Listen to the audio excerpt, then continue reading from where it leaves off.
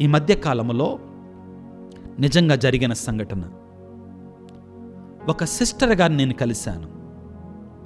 ఆ సిస్టర్ గారు నాతోటి క్రిస్మస్ కాలం రాబోతుంది, ఆగమన కాలం రాబోతుంది అనగానే, అబ్బా ఆ సమయంలో చాలా బిజీగా ఉంటామండి, అసలు సమయం ఉండదు, ఎన్నో డెకరేషన్లు, ఎంతోమందిని కలవటం, గిఫ్ట్లు ఇవ్వటం, అసలు సమయం దొరకదు ఫాదర్ గారండి అని చెప్పారు. నిజమే కదా బిడ్డలారా. కానీ ఆగమన కాలం అంటే మనం ప్రశాంతంగా దేవునితో ఏకాంతంగా ఆయనతో ఉండే కాలం బిడ్డలారా.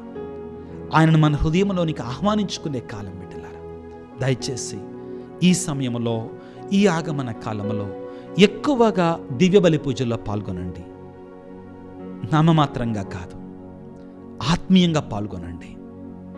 దేవుని యొక్క వాక్యాన్ని చదవండి. మీరు ఎక్కువ చదవాల్సిన అవసరం లేదు బిడ్డలారా. మనకి ఆగమన కాలంలో ఇవ్వబడినటువంటి ఆ పఠనాలు చదువుకొని మీరు ధ్యానం చేస్తే చాలు, మీకు ఆత్మీయ ఆహారం దొరుకుతుంది.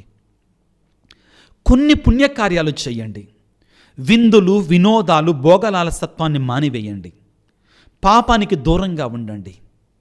ఆగమన కాలంలో మాత్రమే అంటలేదండి, ఈ ఆగమన కాలాన్ని ఒక అవకాశంగా మనం వినియోగించుకుందాం. ప్రభు యొక్క రాకడకి మనం సిద్ధపరచుకోవటానికి.